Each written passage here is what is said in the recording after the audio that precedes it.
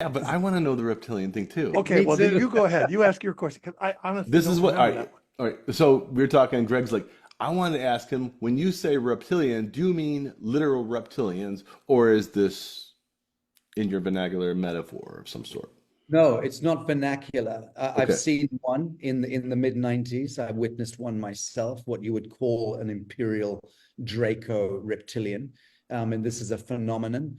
It's a phenomenon which is well attested throughout the annals of history. It is only something which, alas, the mundane human who is stuck in psycho-intellectual torpor refuses to acknowledge because they don't want to acknowledge things that don't exist within their conceptual framework.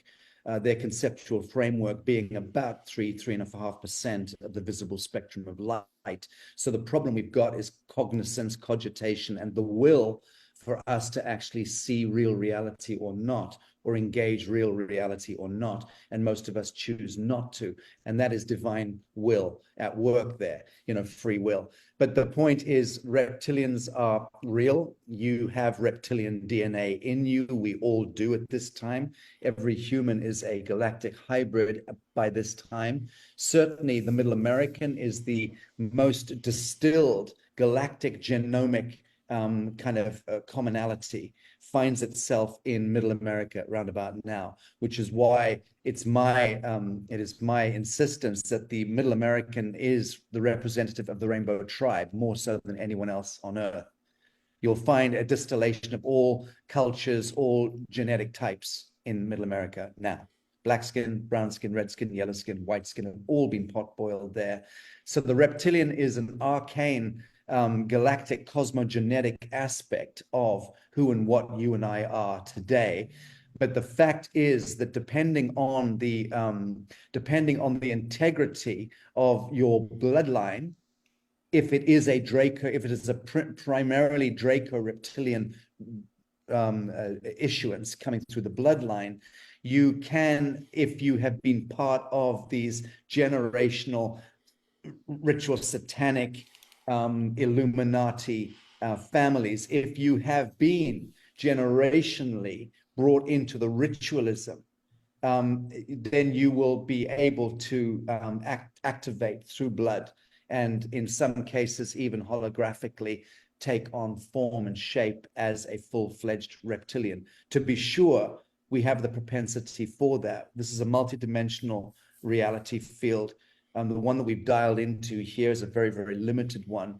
But the fact of the matter is that pure blood Draco bloodlines exist. That's the whole Transylvania, the myth that's connected to the Nosferatu cult and the royal houses of Europe, the black nobility, and then the kind of pedestrian and suburban Satanists that exist all around the world as well, who are variously involved in Anton LaVey and his family were a classic example of that, still able to invoke devils in real time.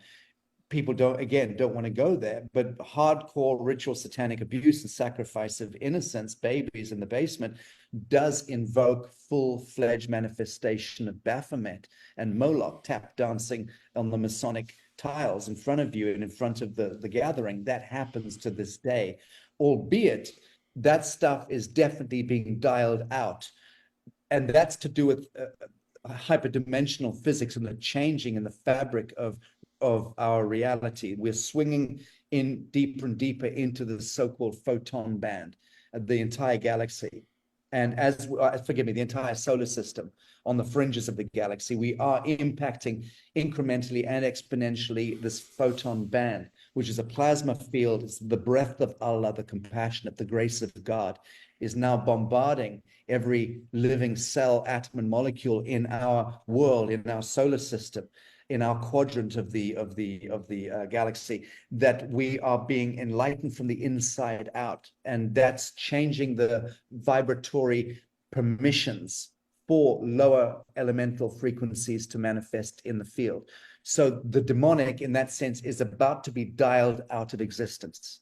Absolutely, alpha omega, and all that remains after this bifurcation is the actualized angelic human, at the morphogenetic level, which is the most important atom seed of the entire temporal universe. That's you and me. And that's one of the biggest subjects, if not the biggest subject, that I believe is going to come to the fore in the coming years, is the imperative nature of the resurrection of the angelic human and how vital it is, we are, to the fate of the entire temporal universe. It's not just a hominid species scuttling around on the surface of a planet in a Milky Way, in a galaxy. It is not. We are the epicenter. We are the cross. We are the crucible. We are the Grail. We are the Solomon's key. We are the Jacob's ladder. And all of temporal expression finds its way back home and to the light, so to speak, through the actualized angelic human. That for me is gospel.